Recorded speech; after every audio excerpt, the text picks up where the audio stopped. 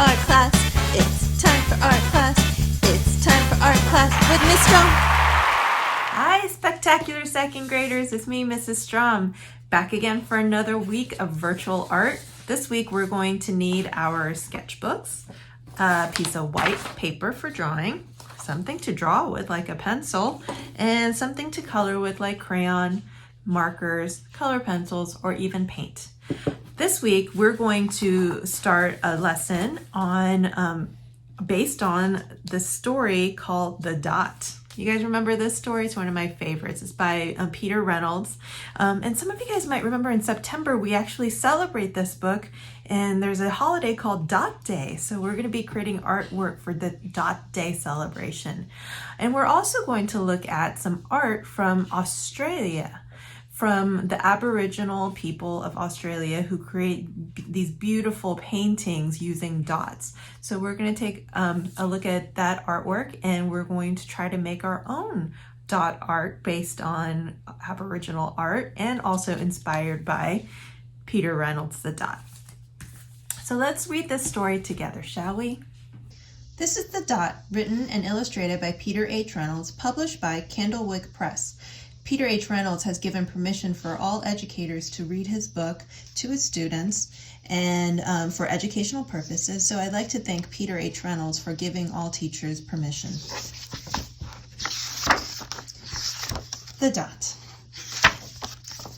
Art class was over, but Vashti sat glued to her chair. Her paper was empty. Vashti's art teacher leaned over the blank paper. "Ah, a polar bear in a snowstorm," she said. "Very funny," said Vashti. "I just can't draw." Her teacher smiled. "Just make a mark and see where it takes you." Vashti grabbed a marker and gave the paper a good strong jab. "There!" Her teacher picked up the paper and studied it carefully. She pushed the paper towards Vashti and quietly said, "Now sign it."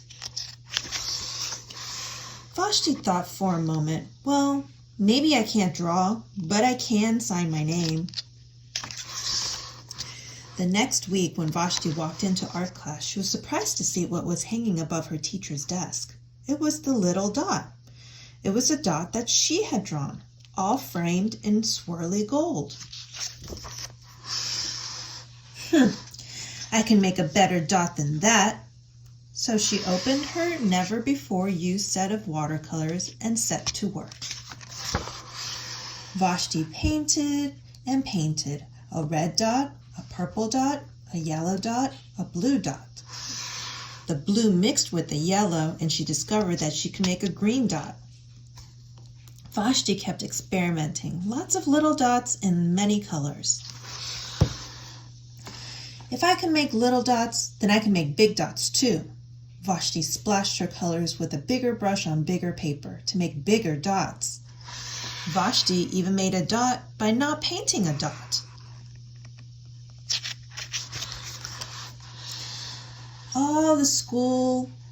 At the school art show a few weeks later, Vashti's many dots made quite a splash. Vashti noticed a little boy gazing up at her. "You're a really great artist. I wish I could draw," he said. "I bet you can," said Vashti. "Me? No, not me. I can't even draw a straight line with a ruler." Vashti smiled. She handed the boy a blank sheet of paper. "Show me." The boy's pencil shook as he drew his line. Vashti stared at the squiggle that the boy had made, and then she said, "Please sign it." And that's the end. Peter Reynolds has dedicated this book to Mr. Mason, his 7th grade math teacher who dared him to make his own mark. So I love this story so much because it's all about how even when you don't think you can be creative, if you just make a mark, you never know where it'll take you. So don't be afraid of making mistakes. Just make a mark and see where it goes, right? All right, I hope you enjoyed that story. So let's now take a look at some artwork created by Australian Aboriginal people. Now they created these dot paintings that we call them they've been painting these for a really long time, but they used to actually do it in the ground. So they would smooth over the ground and make it really smooth in the dirt, and then they would create different kinds of designs and pictures using sticks and twigs to draw into the sand.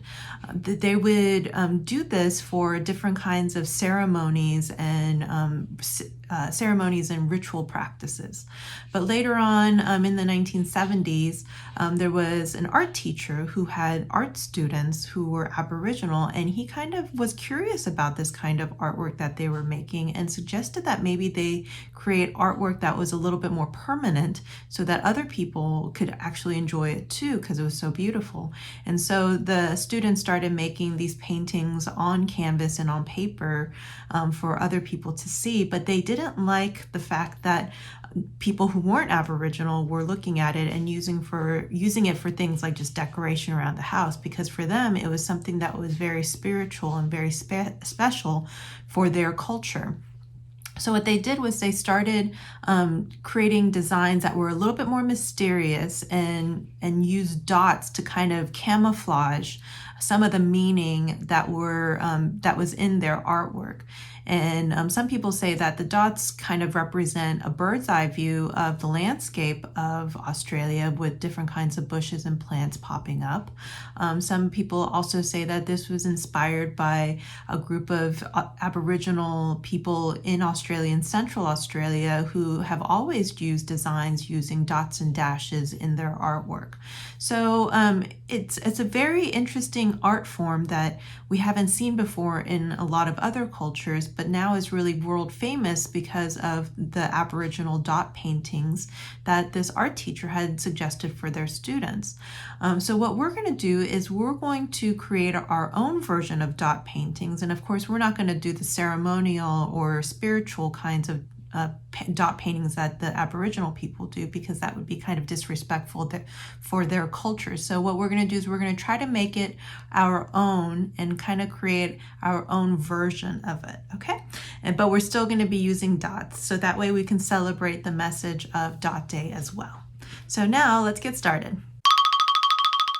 Wait, remember that you should watch the whole video before you start making your own art.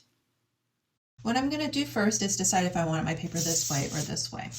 Okay, and you're going to create a drawing first in the center of your name. All right, so we're only going to do the first letter of our first name. I'm going to do an S for Strom. So an S for Strom. And then I'm going to turn that S into an animal. What animal can I turn this S into? There could be so many things. I'm going to turn mine into a snake, I think. Like this. It'll be a friendly snake, so I'm going to give it a smile.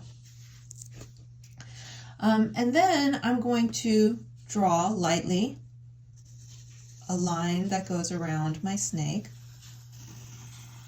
my letter, kind of like it's a bubble around it. And then I'm going to continue making more lines around that. And then I'm going to keep going until I run out of space. I'm just drawing lightly and carefully, because if I make a mistake with my pencil, I can always erase it. I'm starting to run out of room, so I'm going to have to start over here in the corner now. Oh, ran out, so I'm just going to pretend that like it continues over here. Ran out of space, and then I'm going to go down here. Ran out of space. So I'm just going to go to the corner here. Oh, ran out of space again. And then I'm going to continue over here. And then that's it. I think that's it. I can't fill it anymore. Yep. All right, so now I'm going to switch over to my colors. I'm going to use crayons for this.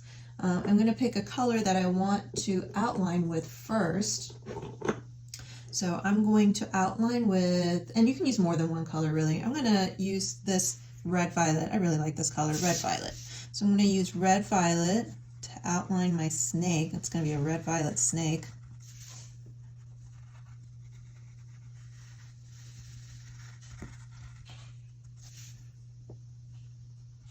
and I'm going to color it in. I'll go back in and trace the eyes and smile later with the black crayon, but for right now I'm just going to color it in. Kind of hard to color around curves, but I'm going to try my best to stay inside this line because I want to use good craftsmanship. Who remembers what good craftsmanship is? If you said good craftsmanship is how careful you make your artwork to show effort and care, you are correct.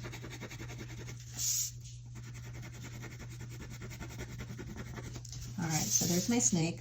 And like I said, I'll go back in and trace my smile and my eye like that.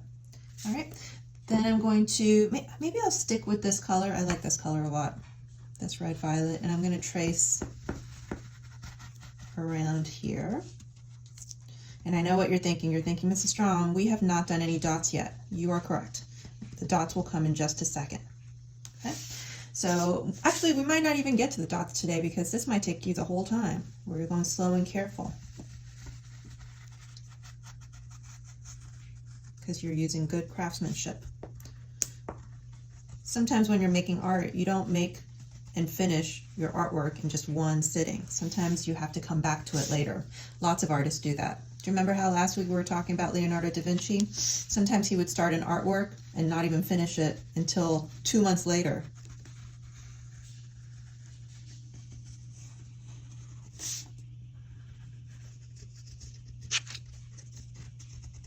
Go slow and careful.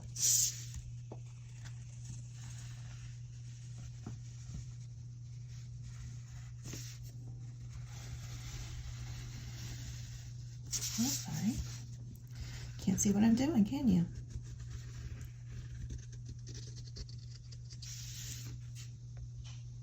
Sorry, my camera's wiggling.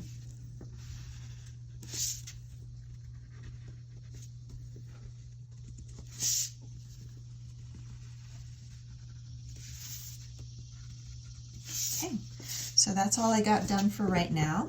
If you are done with this part, the next part is where you get to color in the spaces. When you color it in, you're going to color it in lightly. And if you're using markers, I want you to use light colors because we're going to be making dots in here later, but probably not today because I don't think we have enough time.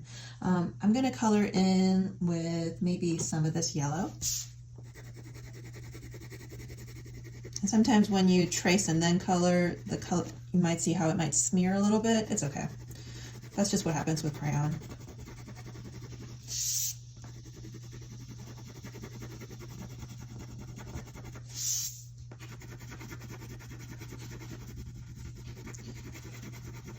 So that's one of the reasons why I did not use black for outlining, because if you use black and it smears, it just looks really super messy.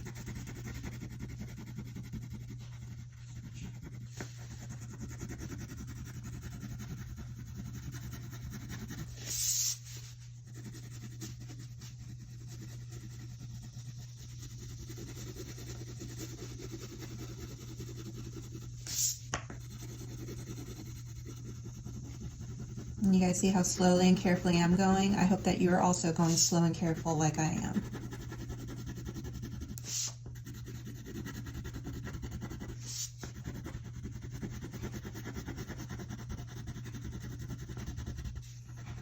When you're coloring, you don't have to press super hard either because that'll make your hands get tired super fast.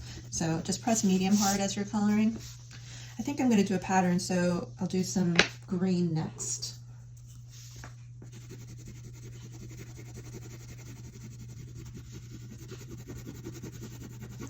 Do you also see how I'm coloring a little bit at a time? I'm not trying to color this whole big thing all at once.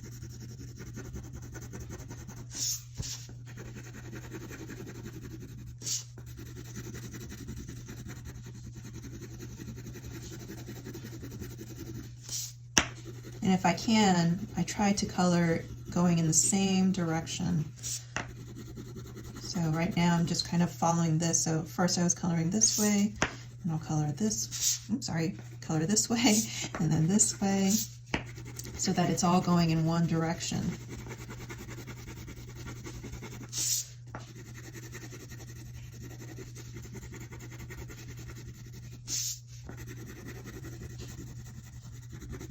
I'm trying to use even pressure too, where I don't make it too hard here, like I'm not pushing super hard here, and then my hand gets tired and I color super lightly here, because that's when it looks messy. So try to use it same kind of even pressure all around.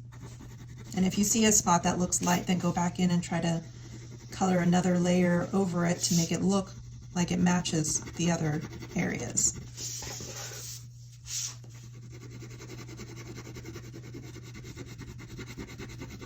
All right, so I think that's all the time that we got for today. Remember, art class is 30 minutes, so just work on it for 30 minutes, and if this is all you get done for today, that's okay. You're going to put this into your art sketchbook for safekeeping, and then next week you're going to need this back again, so don't forget it. And then you're going to need your coloring supplies like your crayons or colored pencils or markers, so that way you can finish coloring your picture. And then I'll show you guys how to add those dots in. And then we'll also learn, maybe if we have time, we'll also learn about something new. Okay? All right, have a great week. I'll see you next time. Goodbye.